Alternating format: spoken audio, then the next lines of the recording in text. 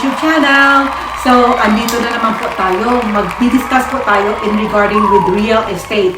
Ngayon, isi-share ko po sa inyo in regarding with the condominium that I bought in Cebu City, Philippines. So, I got this condominium way back in April 2018. So, it's been like 5 years. Maging 5 years na yata ngayon binili ko yung condominium. But during that time, it is still pre-selling. Hindi pa sila nagko-construct ng building. So wala pang building nung time na yon. So i-share ko lang sa inyo in regarding with the condominium, especially sa mga OFW. Magbibigay lang po ako ng ideas sa inyo kung ano ba ang mas magandang investment. Just like before that nagpakita ako sa apartment building, so ngayon naman is a condominium ideas. So mas easier tong condominium kasi you will just pay monthly for yung down payment niya. Yung sa akin, when I get the 38 Park Avenue last April 2018, it's only a studio type. So maliit lang na studio type to. Just for the investments. So, kinuha ko to in the amount of 3,674,113.50. So, yun yung, by that time, 2018 pa yon. Pero as of now ngayon, the current price of the condominium right now as a studio type is already around 6,500,000. So, talagang nag-double up na yung prices niya. So, sa case ko, I paid 25% down payment and then, which is 820,489. And then, yun, ipinap-spread nila ako ng 48 months. So, on that time, I've been paying like 17,093 pesos only every month for 48 months. Pagkatapos ng down payment ng 25%, then yung remaining balance na 75% shall be paid in cash or bank financing. So before na mag-move in ka or upon the turnover of the unit, whichever is the earliest. So yung balance ko ngayon is like around 2,500,000 pesos. So talagang nag-work yung investment natin ngayon kasi yung balance natin is 2 million pero the worth of your condominium is already 6,500,000. So ang laking tubo nun na. So in simple ways, kung mag-i-invest ka ng real estate, ito po ipakita ko sa inyo yung real estate logic. Which do you prefer? You have to buy now. Yung pre-selling unit, for example, yung pre-selling unit is 5 million pesos. Pero if you will buy later, and then there is already the building, tapos nako-construct na, it's already 8 million. So, which one do you prefer? Ikaw lang yung choices mo yan. So, I think it's much better to get the pre-selling price rather than the ready for occupancy. Okay, so i-share ko po sa inyo nung pumunta ako ng Cebu at tapos nagbigay na nila sa akin yung key sa condominium last year, June 2022. So, ipapakita ko lang sa inyo ang condominium, pinapa-renovate ko, pinaayos ko with the help of my realtor, Olive Goria, and also with the help of my contractor, Ruel Briones. So, i-share ko sa inyo yung video na to. Ito po.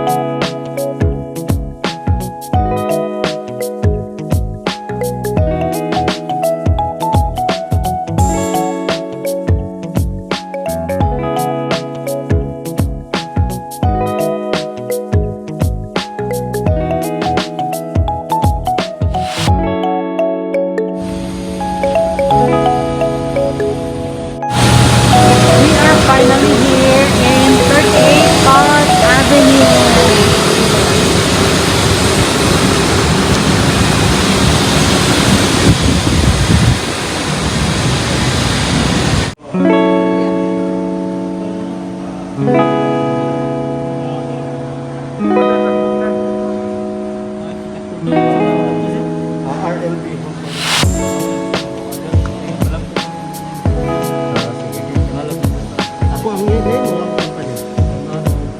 Wala naman po rin na.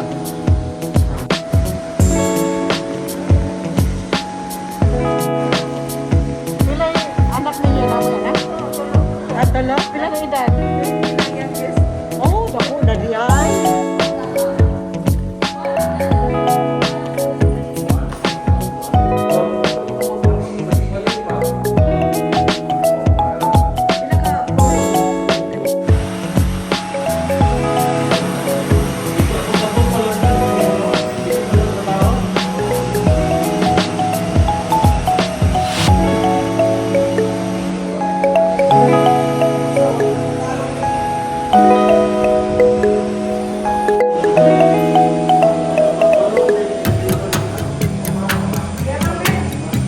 Nara, nara.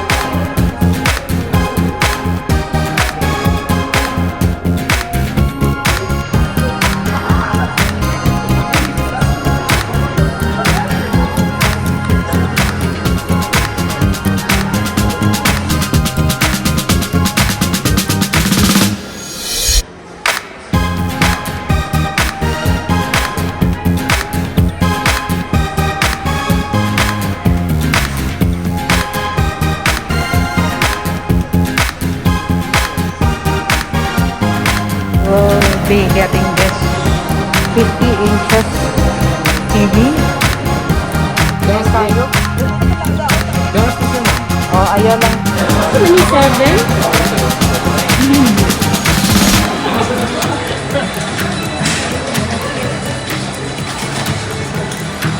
Hello guys, so kagagaling lang namin sa Ocean Park and then we went directly to 38 Park Avenue kasi may delivery ng mga appliances dito sa condominium at 1:45 p.m. So naghihintay ako ng yung family appliances to deliver all my appliances dito sa condominium.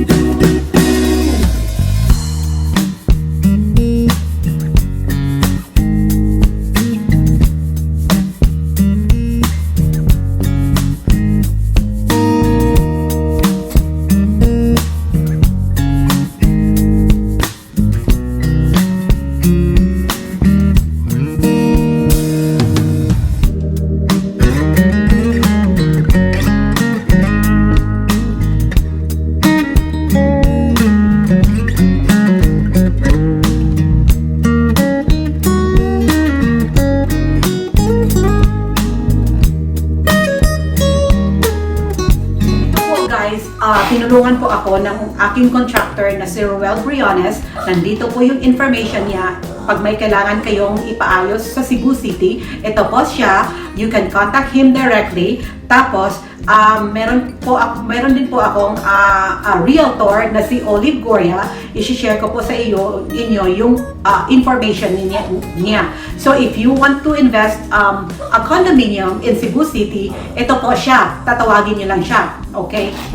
Okay guys, thank you so much for watching my YouTube channel. Don't forget to subscribe my channel, Jan's Life Venture, and click like and click the bell button for the next notification. Bye!